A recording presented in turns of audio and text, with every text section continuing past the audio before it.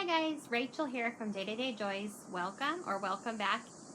I am going to continue the conversation about this series that I'm doing with my husband called Mrs. Healthy. Again, I'm not the healthiest person in the world and I'm making changes just like a lot of you guys are. And so this week I'm going to talk about pantry staples and how you can remake your staples that you have into healthier options. Back in our grandma's or great-grandmother's days, those pantries looked a lot different than how they look now. I'll try to insert a picture right here. See, that pantry is one that's happening nowadays in pantries across America and the world. And we wonder why there's a health epidemic of issues going on, diseases, and all kinds of things. And so we got to think about our food and how it's changed over time. And so we want to make over 3 areas just to start off with. And so I'm going to share those 3 areas with you. It's going to be flour, sweeteners, and fats. Okay, like I said, I'm going to tell you about 3 things. The first one I'm going to be telling you about is fat. Fat is actually good for you guys when it's healthy fat. Not all fats are created equal.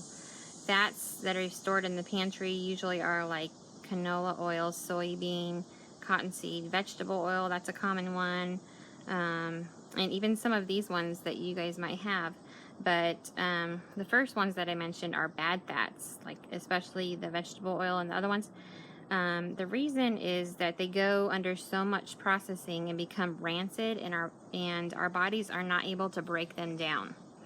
And so some good alternatives for healthy fats are grapeseed oil, coconut oil, and I'm sure you've seen this in your local Costco if you go there often, and olive oil. Olive oil shouldn't be heated at super high heat. It's good in like light sauteing or salad dressings, and then coconut oil can be really high heat.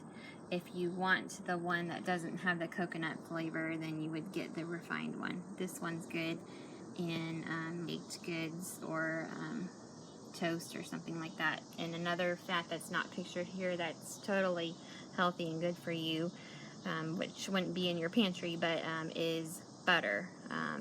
Butter is excellent for you.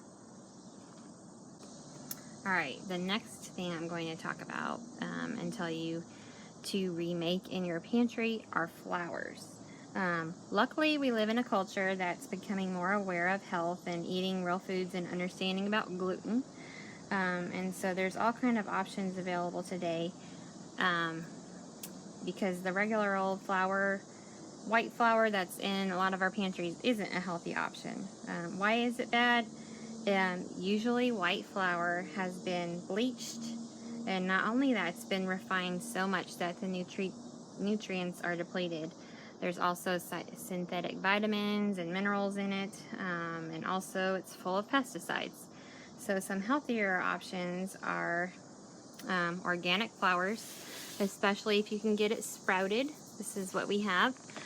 Sprouted's a better option because it keeps the nutrients in the grain as if it were like a vegetable instead of like a grain in your body, and you're able to digest it better. And another option would be a flour that's not even a grain at all, but like this Trim Healthy Mama baking blend, which has oat fiber, organic coconut oil, flax meal, collagen, almond flour, and this is really good and very healthy for your body, and you're able to digest it really easily. Okay, lastly, I'm going to talk about sweeteners.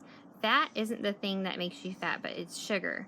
Like I told you with all those other ones, fat is good for you. Our brains are made up of 60% of fat, but the sugar, it's not so good. And so we want to get some different options because there's a rate of 16 to 33 or more percent of childhood obesity in North America.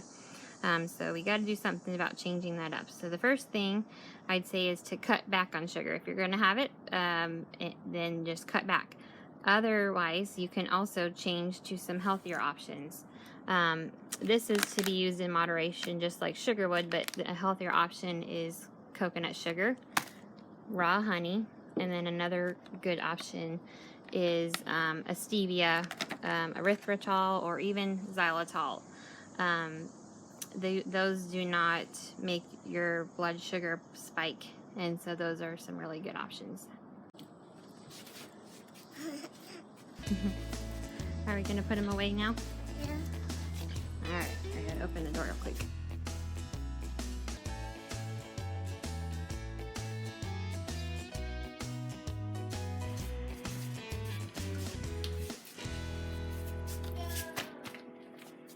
Thank you so much for helping me. Hey, my little girl woke up from her nap.